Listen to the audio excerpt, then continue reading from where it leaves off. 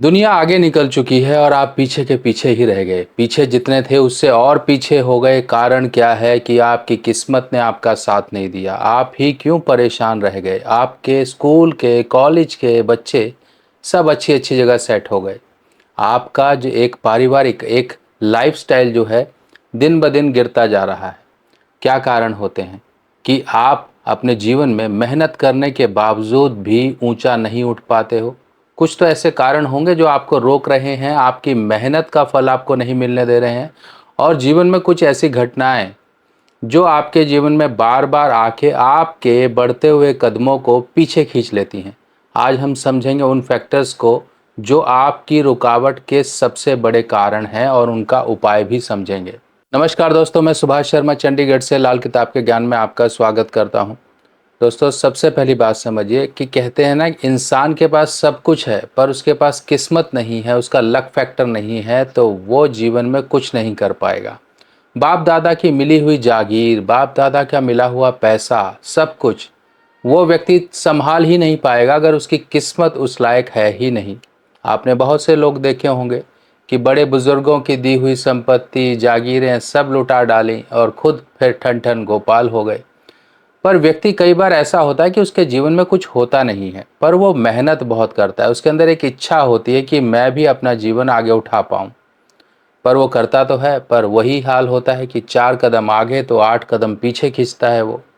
इसी प्रकार से जीवन में जब बार बार इस तरह की घटनाएं हों तो सिर्फ और सिर्फ दो ही कारण आपकी कुंडली में आपके जीवन में प्रभाव दे रहे हैं। अगर आपने इन दो कारणों को समझकर अपने उपाय कर लिए तो आप पीछे नहीं खींचोगे, आप आगे बढ़ोगे। सबसे पहला कारण क्या होती है? पहला कारण होती है किस्मत। व्यक्ति का लक फैक्टर जो किसी को दिखाई नहीं देती है, आपके साथ रहती है 24/7, हमेशा आपके साथ रहेगी, आपका उस समय पर मदद करेगी जैसे कि एक तरह से आशीर्वाद हो, आपके बड़े बुजुर्गों का आशीर्वाद हो। पर बड़े बुजुर्गों का आशीर्वाद किस्मत से कनेक्शन क्या रखता है?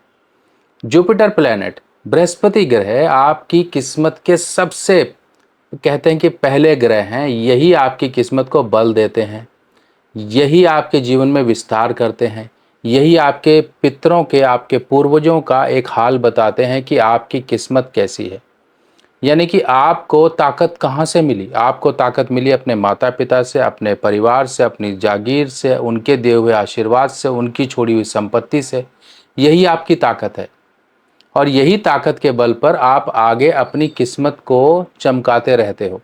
क्या आपको पता है आपके जन्मदिन पर आपके ग्रह बदल जाते हैं? यानी कि अच्छे ग्रह आपके जीवन में अच्छा फल देने के लिए आते हैं और बुरे ग्रह आपके जीवन में वो वर्ष को खराब करके चले जाते हैं। किसी ना किसी प्रकार की परेशानियां, दिक्कतें, दुर्घटना, बीमारी या फिर धन का नुकसान देकर जाते हैं। अगर हमें पहले ही पता लग जाए कि आपके इस वर्ष में आपके कुछ बुरे ग्रह आ रहे हैं, अगर हम उनका उपाय पहले ही कर लें तो उस वर्ष की परेशानियों से हमें निजात मिल जाती है। ये वर्ष फल का मतलब होता है आपके जन्मदिन से लेके आपके अगले जन्मदिन तक का एक समय, जिस समय में बुरे ग्रहों का उपाय किया जाता है। इसमें कुछ छोटे छोटे उपाय होते हैं जो कि आपको पूरे वर्ष आराम का जीवन, आपके जीवन में उन्नति और तरक्की के रास्ते खोलने में आपकी मदद करते हैं। आप अपने वर्ष फल को जरूर बनवाएं क्योंकि वर्ष फल ही वो आपके जीवन में एक अहम भूमिका निभाता है जो आपके जीवन में आने वाली परेशानियों को दूर रखता है। अपने जन्मदिन पर कर लीजिए कुछ छोटे छोटे उपाय और पूरा वर्ष आप मजे का जीवन पाएं। वर्ष फल बनवाने के लिए आपको अपना नाम, बर्थ डिटेल मुझे देना होगा और आपकी वर्ष फल रिपोर्ट बनाकर आपको व्हाट्सएप पर भेजी जाएगी, जिसमें कुछ छोटे छोटे उपाय दिए जाएंगे। कुछ दान दक्षिणा या फिर कुछ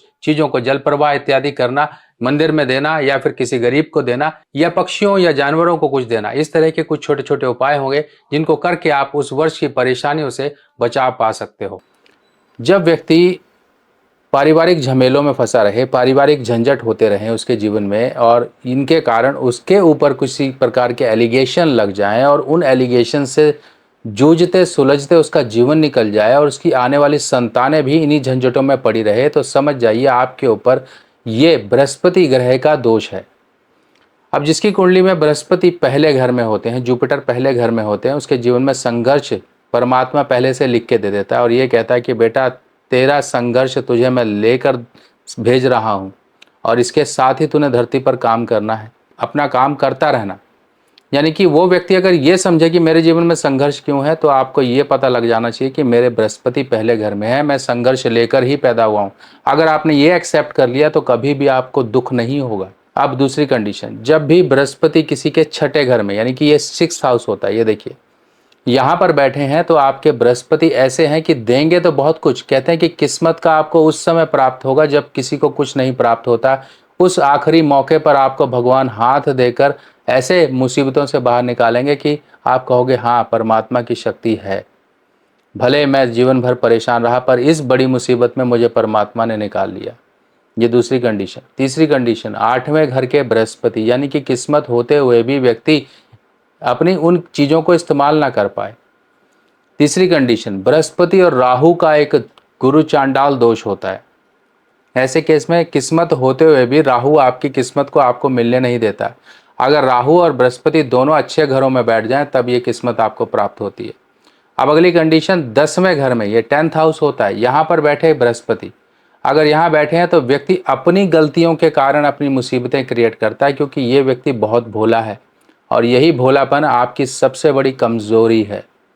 अब आपने समझ लिया कि बृहस्पति आपको समझ आ गया। अब वो लोग जो कहते हैं कि हमें तो कुंडली ही नहीं पता, हमें यही नहीं पता कि हमारी कुंडली में बृहस्पति कहाँ है, ये कहाँ है, वो कहाँ है, तब उनके लिए लक्षण लक्षण आपने समझ लिए। ज़्यादा भोलापन, अपने दिल की बात सबको बता देना, दूसरे लोगों को हमेशा नसीहतें देते रहना, हमेशा गाइड करते रहना और अपने भेद उनको बता देना, ये है बृहस्पति कमज़ोर वाले के लक्षण। आपने लक्षण समझ लिए, अपनी कमज़ोरी को पता लगा लिया, तो अब यहीं से ही आप अपना उपाय कर सकते हो। अब अगली कंडीशन क्या होती है कि आपने देखा होगा 3-4 भाई होते हैं, पर 3-4 भाइयों में से कोई एक बहुत ज़्यादा परेशान होता है। वो परेशानी उसको क्यों मिली? बाकी लोग तो मज़े कर रहे हैं, बाकी लोगों की ज़िंदगी अच्छे से सेट होती है, यही परेशान क्यों है? परमात्मा ने आपके ऊपर ये जिम्मेवारी छोड़ दी है कि भाई वो अपनी किस्मत से, कहते हैं कि पांडवों को भी स्वर्ग प्राप्त हुआ, कौरवों को भी स्वर्ग प्राप्त हुआ, अपने अपने कर्मों के अनुसार, जैसे कि उनको सब कुछ प्राप्त हो गया। दानवीर कर्ण को एक सिंहासन प्राप्त हो गया, आपको वो सब कुछ नहीं मिल रहा है क्योंकि आप अपने कर्मों का बोझ वैसा लेकर आए और आपके ऊपर जिम्मेवारी भी परमात्मा ने ये डाल दी कि अगर पितरों को आप मजबूत करोगे, पितरों का दोष अपने ऊपर से उतारोगे, तो आप बाकी भाइयों की तरह अपना जीवन व्यतीत कर पाओगे। तो इसीलिए आप छोटे हो, बड़े हो, मझले हो, कोई भी हो, आपको ये समझ जाना है कि ये पितृदोष का सीधा लक्षण है। इसीलिए मुझे इस दोष की निवृत्ति करनी है। तीर्थ श्राद्ध होता है, पिंडदान तर्पण होता है, पीपल पर जल चढ़ाना होता है और केसर का तिलक माथे पर लगाना होता है। सावन वगैरह आ रहे हैं और ये इतनी ठंडक चाहिए होती है, आप महादेव पर जाते हो और चंदन घिसते हो, चंदन घिस के लगाते हो। तो अब आपको मैं एक ऐसी ज़बरदस्त चीज़ बताने वाला हूँ, वो करिए आप। आपने क्या करना है, केसर, चंदन, गुलाब जल, कपूर, इस तरह की एक मिक्सचर तैयार कर लीजिए, बढ़िया से पेस्ट बना लीजिए और वो पूरा आप लेप कर दीजिए, महादेव पर लेप करिए, क्योंकि ये ठंडक देने वाला होता है। ठंडक देने वाली चीज़ें, दूध, जल, चंदन इत्यादि, ये महादेव को अति प्रिय हैं। सभी ग्रह आपके महादेव कि शिवलिंग में विराजमान है, आपके पितरों को स्थान मिलेगा, आपके पितरों को तृप्ति मिलेगी। इससे आपके बृहस्पति ग्रह मजबूत होंगे, क्योंकि चंदन, केसर, गुलाब जल और साथ ही साथ कपूर, इन सब का मिश्रण आपके बृहस्पति ग्रह को मजबूत करेगा, आपको महादेव की कृपा दिलाएगा। आपने महादेव को प्रसन्न कर लिया ना, सब कुछ अच्छा हो जाएगा। ये तरीका है आपका। अब अगर मान लीजिए आपको ये चाहिए तो हमारी वेबसाइट से आपको मिल जाएगा, प्रॉपर तरीके से बनाया हुआ काशी, ये केसर चंदन के नाम से आपको मिलेगा, ये आप ले लीजिए। आपने करना क्या है, महादेव शिवलिंग पर जाइए, वहाँ पर जाकर आप त्रिपुंड बनाओगे। महादेव को त्रिपुंड कैसे बनता है, 2 उंगलियों से, मध्यमा और अनामिका, ये आप 2 उंगलियों से पहले त्रिपुंड बनाओगे। त्रिपुंड बनाने के लिए पहले बाएं से दाएं। तो आपको करना क्या है, आपको महादेव को, कहते हैं ये काश चंदन केसर के जो पूरे मिश्रण से पूरा अलंकृत कर देना है, पूरा आपको लेप कर देना है। लेप करिए, उसके बाद आप महादेव पर त्रिपुंड बनाइए।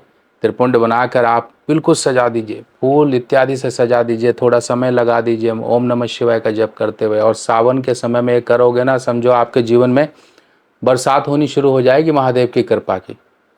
और जो लोग भी कहते हैं कि हमारा दिमाग नहीं टिकता, ठंडक नहीं है दिमाग में, एक बार इस्तेमाल करके देखिए, क्योंकि मैंने भी लगा रखा है और मैं भी लगाता हूँ, मुझे भी पता है क्या ठंडक देता है, क्या मानसिक एकाग्रता को बढ़ाता है। और तिलक लगाना बहुत ज़रूरी होता है, नहीं रोज़ लगा सकते, कभी कभी लगाओ। क्यों? क्योंकि यहीं से ही हमारा एक चक्र है जिसको हम अपना प्रोटेक्ट करते हैं। इस प्रोटेक्शन को और उसको एक पॉजिटिव ऊर्जा देने से ही आपके ग्रह अच्छे होते हैं।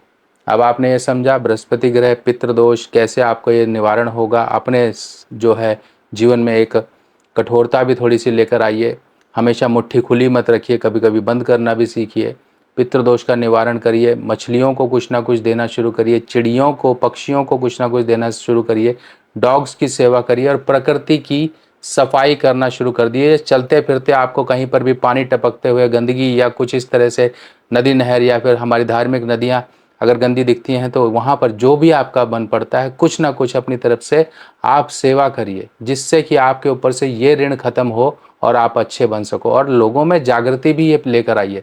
सनातन धर्म क्या आज की डेट में इतना बेकार हो चुका है, इतने लोग इतने बेकार हो चुके हैं कि अपनी तीर्थों को, अपनी नदियों को, अपनी माँ जैसी गाय को और अपने इस सब चीज़ को, धरोहर को संभाल नहीं पा रहे हैं। बाकी धर्मों को देखिए, कम से कम वो थोड़े हैं अपने धर्म को संभाल के रखे हुए हैं। और आजकल ये सोशल मीडिया के ज़माने के कारण बहुत ज़्यादा छीछा लेतर करवा रहे हैं अपने धर्म की। तो थोड़ा सा शर्म करिए जो लोग ऐसे काम करते हैं। नहीं आपको कुछ एंजॉयमेंट ही करनी, कहीं और जाके कर लीजिए, पर तीर्थों को तो बख्श दीजिए। थोड़ी सी इस तरह की थोड़ी शर्म आप रखिए और बाकी थोड़ा सा अपने धर्म को प्रमोट करने की कोशिश करिए, इससे भी बृहस्पति अच्छे होते हैं। दूसरे धर्म को, किसी के भी धर्म को बुरा मत बोलिए, क्योंकि वो सब के सब एक तरह से नदियां हैं पर जाकर मिलती हैं समुद्र में। एक ही परम परमेश्वर है। अगर आपने उनकी बेइज्जती की तो अपने परमेश्वर की बेइज्जती कर दी। इसीलिए किसी की बेइज्जती मत करिए। वो पागल है, वो उसका दिमाग हिला हुआ है, उसकी उसकी वो कमी है कि वो दूसरों को गलत कह रहा है। पर आप तो समझिए, आप तो समझिए वो किसको गलत कह रहा है, वो क्या अपने लिए गड्ढे खोद रहा है। हम अपने लिए गड्ढे उसकी तरह बनकर नहीं खोद सकते। इसीलिए थोड़ा सा बृहस्पति ग्रह को अच्छा करने के जितने उपाय होते हैं वो करिए। बाकी इस तरह की और जानकारियों को लेकर मैं आपके सामने फिर आऊँगा। तब तक के लिए अपने सुभाष भाई को आज्ञा दीजिए। नमस्कार।